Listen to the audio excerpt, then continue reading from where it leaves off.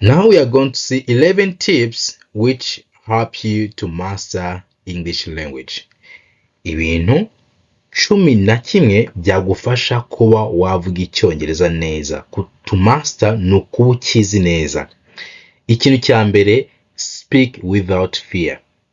Ujye uvuga udafite ubwoba.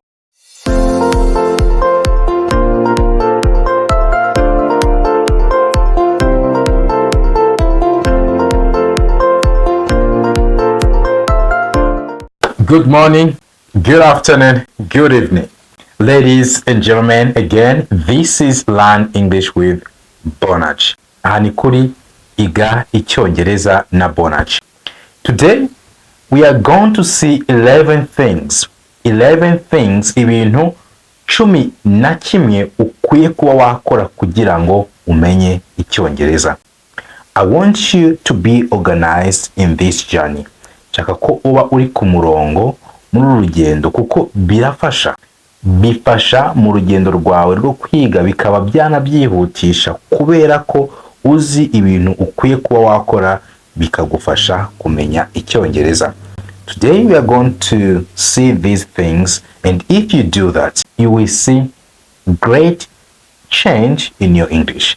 Uzabona impinduka zikomeye mu Cyongereza cyawe. Before we start the lesson of today, I want you to know that we can teach you wherever you are. Aho waba uri hose twakwigisha. If you are in USA, Canada, Europe, or any part of the world, and you feel like you want to learn with us, we can teach you via Zoom. Uri muri Amerika, muri Canada, muri Europe n'ahandi hose twakwigisha kuri Zoom.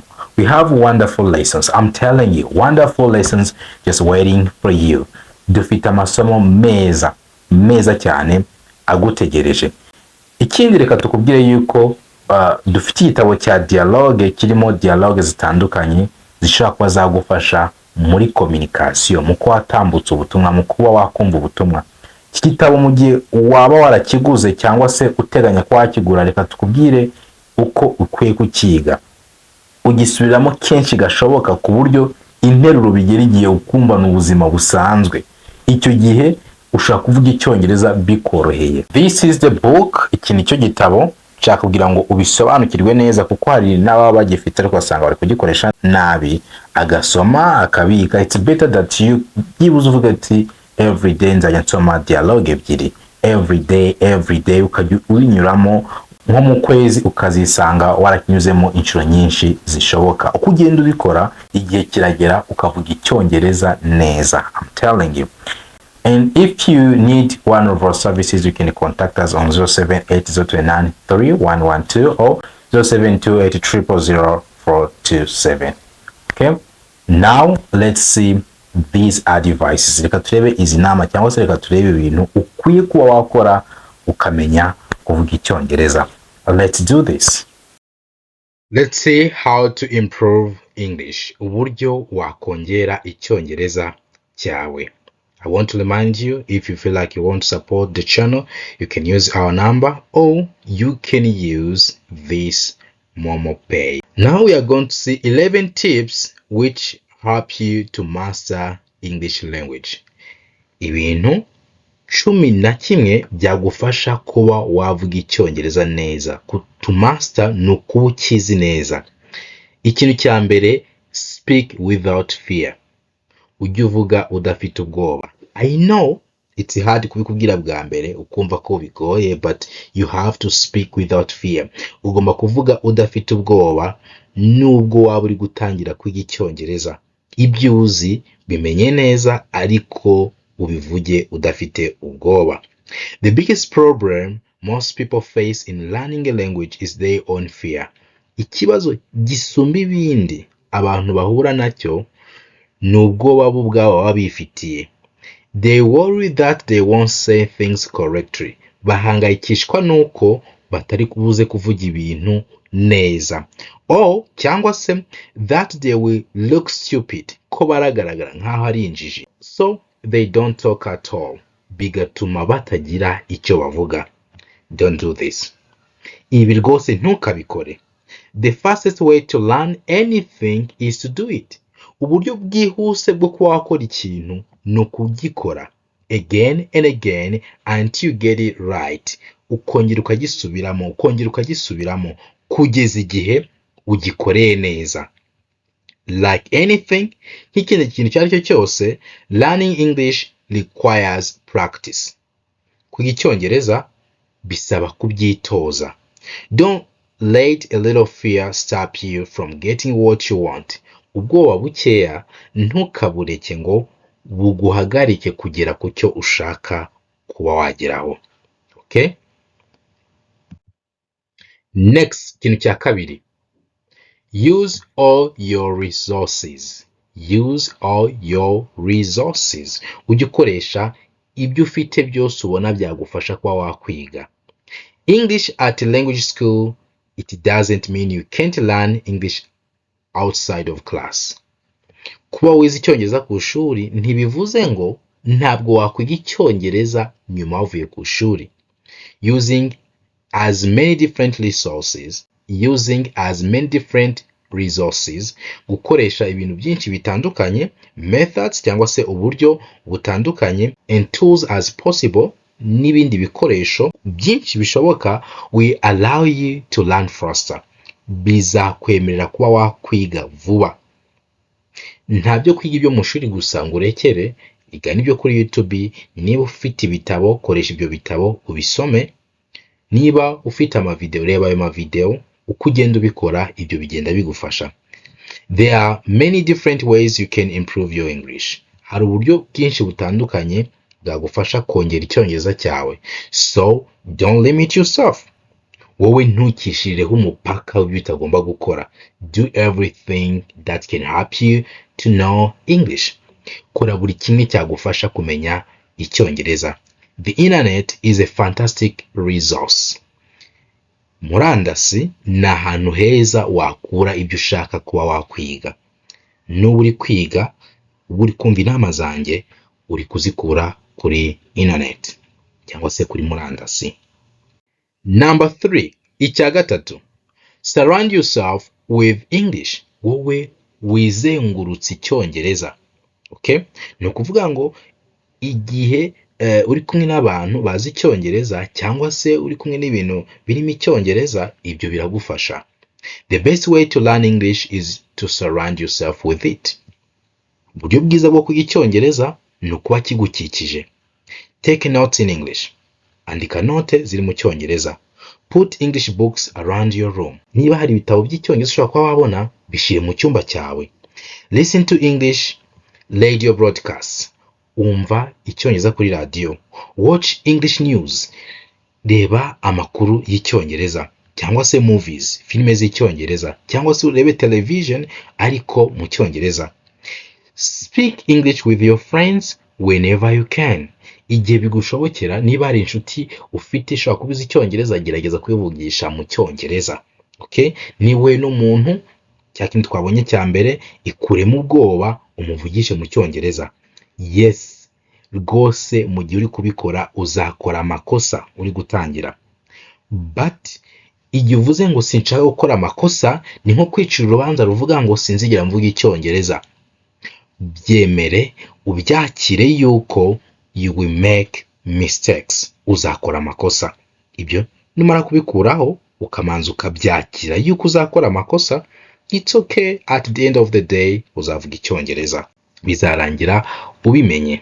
Icya kane, listen to native speakers as much as possible. Ujye wumva bakavukire b'icyongereza ukuntu bakivuga kenshi gashoboka. Wikumva amasomo yanjye gusa, wikumva amasomo y'abantu b'abanyarwanda gusa, gerageza kumva n'amasomo noneho y'abantu bari gukoresha icyongereza ariko barakivukiyemo. Okay?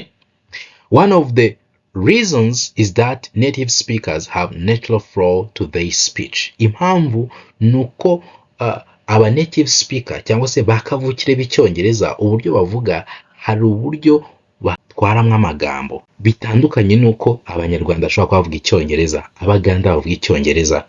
Noneho we ukamenya uburyo bw'umwimerere uko amagambo avugwa. Voice, uko ijwi riba rimeze. Pronunciation, uko bavuga amagambo, intonation, uko bagenda bazamura amagambo, uko bayamanura. Okay? The close ESL or EFS student can go to this rhythm. Okay, nk'umunyeshuri kwiga English as a second language. ESL bavuze ngo English as a second language. Umunyeshuri kwiga icyongereza ari nk'ururimi rwa kabiri ku rurimi avuga, asanzwe avuga wenda ikinyarwanda, agiye kongeraho icyongereza, tubyita ESL, English as second language. Okay? Icyo gihe rero iyo ukoze iyo ritme ukagenda ubikora, ukumva ukuntu bari kuvuga, iyo ritme ukayigenderaho, icyo gihe biragufasha cyane. Next, watch English films and television. Ujye ureba filime z'icyongereza cyangwa se televiziyo iri mu cyongereza. This is not only fun way to learn, but it's also very effective. Ntabwo bigushimisha gusa, ahubwo bitanga n'umusaruro. By watching English films, uko ureba filime z'icyongereza with English subtitles, you can expand your vocabulary. Noneho hari amagambo ari kwiyandikaho y'icyongereza, icyo gihe bizamura inyunguramagambo zawe, and hear the flow of speech from the actors. Ukumva nuko abacteri cyangwa se abakinnyi iyo filime bagenda bavuga. If you listen to the news, you can also hear different accents. Niyo wumva amakuru nanone umenya accents zitandukanye, cyangwa se uko bagenda bazamura amagambo, uko bagenda bayavuga, urabimenya nawe bikarangira ushobora kuba wabikoresha. Next, listen to English music. Ujye wumva umuziki uri mu cyongereza. Wait. Here with me, I have books. Mufitiye ibitabo. This is vocabulary book. Igitabo kirimo inyunguramagambo z'icyongereza ndetse n'ikinyarwanda. This is dictionary of English and Kinyarwanda. Niba mu gihe uri kuvuga icyongereza amagambo akubana makeya, this is a book that can help you. Igitabo cyagufasha mu gihe uri kuvuga, ntabwo ukeneye kuba uri gutekereza ijambo ugiye gukoresha, you have to keep speaking, and this is the book that will help you with that. Iki ni igitabo kizagufasha ibyo. Ikindi, niba uri umutangizi ukaba ushaka kuzamura urwego rwawe rw'icyongereza, this is Begin Smart to End Smart with more than 200 pages, page zirenga 200. Harimo icyongereza ndetse gisobanuye mu kinyarwanda, 200 pages. Harimo amasomo yibanze yose ku muntu ushaka gutangira ku icyongereza, ateguye neza ku buryo wumva ibyo uri kwiga ukabisobanukirwa. Iki gitabo niyo waba usanzwe uzi icyongereza ushaka kuvuga ngo reka nige icyongereza none nkihereye mu mizi, cyagufasha. And again, if you have a problem to describe the actions, niba ugira ikibazo cyo kubasobanurira ibikorwa uri gukora, dufite igitabo kirimo verbs, inshinga. Harimo regular verbs, inshinga zikurikiza amategeko, hakabamo irregular verbs, inshinga zidakurikiza amategeko, 12 tenses, ibihe 12 by'icyongereza, modal verbs. Iki gitabo cyagufasha ugashobora gusobanura ibikorwa biri kuba, ibikorwa byabaye, ibikorwa bizaba. Iyo ukeneye kuba wasobanura ibikorwa, iki gitabo cyagufasha. Harimo inshinga, buri nshinga isobanuye mu kinyarwanda, ndetse tukaguha n'urugero kuri buri nshinga. This book can help you to describe the actions. Tukaba tugufite igitabo kirimo dialogues, ibiganiro. Iki gitabo kirimo dialogues, ibiganiro by'icyongereza ndetse bisobanuye no mu kinyarwanda kuri topics zigiye zitandukanye, ku ngingo zigiye zitandukanye. Iki gitabo cyagufasha kuko iyo tuvuga dukoresha ibiganiro. Iki gitabo rero kirimo ibiganiro ndetse bisobanuye mu cyongereza no mu kinyarwanda. If you need one of our books, ubaye ukeneye kimwe muri ibi bitabo cyangwa se byose ukaba ubikeneye, watumenyesha kuri 0780 29 312. Let's continue the lesson. Music can be a very effective method of learning English. Kumva umuziki bwaba uburyo bwiza bwo kwiga icyongereza. The best way to learn though is to get the lyrics. Ariko uburyo bwiza bwo kwiga ni ukumva amagambo ari gukoreshwa muri iyo ndirimbo. Words, lyrics n'ayo magambo niyo twita words, lyrics to the song you are listening to and try to read them. Ukumva ayo magambo ukagerageza no kuba wayasoma. This way you can practice your listening. Muri ubu buryo bituma witoza kumva icyongereza and reading at the same time, ndetse no kugisoma. Next, study as often as possible. Ujye wumva icyongereza kenshi gashoboka. Okay? Kwiga icyongereza kenshi gashoboka, ushobora kuba hari tuzi uri gukora, wenda uri kumesa, cyangwa se hari utundi gushaka umurongo, cyangwa se ugiye kuba wasinzira ukavuga ngo reka mbe ndumva ibintu by'icyongereza. Uko ubikora bigufasha kwiga cyane ndetse vuba. Ikindi, ushobora kuba uteze nka bisi cyangwa se uri ahantu hari umuntu utegereje, ugafata akantu k'icyongereza ukaba wagasoma. Only by studying things like grammar and vocabulary and doing exercises can you really improve your knowledge of any language. Kwiga grammar, kwiga vocabulary, gukora ama exercice, ibyo nibyo bishobora kuba byagufasha kuzamura icyongereza cyawe. Next, icya 8, do exercises and take tests. Ujye ukora imyitozo, kore n'ibizamini by'icyongereza. By completing exercises, gukora imyitozo, or taking tests, you can really improve your English. Cyangwa gukora tests bigufasha kuzamura icyongereza kuko umenya ngo okay, aha niho ngira amakosa. Often it is by comparing your score. Ugereranya, okay, nagize amanota ngahe, okay, bikagenda bigutera courage. Ni biki byansinze, ibi ngomba kubyihuguraho. If you never test yourself, niba utajya wigerageza, you will never know how much you are progressing. Ntabwo uzamenya ngo ni biki namenye, okay, cyangwa se ni biki nkeneye kuba namenya. 9, record yourself. Aha, mu buryo bwo kwitoza kuba uvuga icyongereza ukeneye kwirecordinga. Recording uri kuvuga. Nobody likes to hear their own voice on the tape, but like tests, nta muntu ukunda kuba yakumva ijwi rye ari kuvuga icyongereza, cyane cyane mu gihe atarakimenya. Ariko nkuko test zifasha, it is good to compare your tapes from time to time. Ugomba kugereranya uko wavugaga n'uko uri kuvuga, speed wakoreshaga na speed uri gukoresha. Ugomba no kurecording ukavuga ngo ibi ngiye kubisoma mbivuge wenda mu munota umwe, cyangwa ukarecordinga gusa ukareba igihe wakoresheje ubivuga. Next time, nyuma y'ukwezi nujya gusubiramo, uzasanga warabivuze none uri kubivuga mu gihe gitoya, cyangwa se utari gusitara ku magambo. Mu gihe uri gutangira wasitaraga ku magambo. You may be so impressed with the progress you are making. Ushobora gutungurwa n'uburyo biri kugenda bihinduka, that you may not mind the sound of your voice as much. Ku buryo ugera igihe noneho okay, ntigire icyo bigutwara ukajya wivugira. But for the first time, it's gonna be tough. Uri gutangira bizakugora kubera yuko uzaba uri gukora amakosa, but with the time bizagenda neza. Number 10, icya 10. By this, listen to English. Umva icyongereza. By this we mean, iyo tuvuze kumva icyongereza, speak on the phone. Ushobora kucyumva kuri telefone kuvuga n'umuntu. Listen to a radio broadcast. Ushobora kucyumva kuri radio, audio books cyangwa se ari ibitabo biri mu cyongereza, CDs in English cyangwa se n'ubundi buryo. Because you can see the person that is speaking to you. Kubera ko utari kumva umuntu muri kuvugana. Speaking on the phone is one of the most difficult things that they do, and the only way to improve is to practice. Kumva rero umuntu none utari kureba umunwa, icyo gihe uri gukora practice yo kumenya amagambo atanditse, cyangwa se utari kureba uko umuntu uri kugenda. Icyo gihe niba ushaka kuba wumva kuri radio, niba ushaka kuba wumva kuri phone, icyo gihe I'm telling you ubugeze kuri level nziza cyane.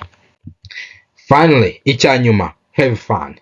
Mu gihe uri kwiga ujye ukoresha bya bintu usanzwe ukunda. Niba uri umukristo, koresha Bibiliya y'icyongereza, cyangwa se umva umubwiriza ari kubwiriza mu cyongereza. Niba uri umusilamu, the same, koresha Quran iri mu cyongereza. The more you do that, you will be amazed by the English you'll be speaking. Ibyo nugenda ubikora cyane uzatangazwa n'icyongereza uzajya uvuga. You have to relax as you learn and learn as you relax. Ugomba kwiga uruhuka ukanaruhuka uri kwiga. Niyo mpamvu ugomba kumva indirimbo, niba utuntu ugomba gukora ukadukora mu cyongereza, niba ukeneye nko gutekereza ukishyiramo ko watekereza ikintu mu cyongereza. With that, I'm telling you, you'll be amazed. Now, this brings us to the end of our lesson today. Keep learning, keep growing, and see you next time. We want you to know that you will keep getting more advices that can help you to know language. Uzakomeza kubona inama za kufasha kwiga icyongereza. So, keep learning, keep growing, and see you next time. I salute you.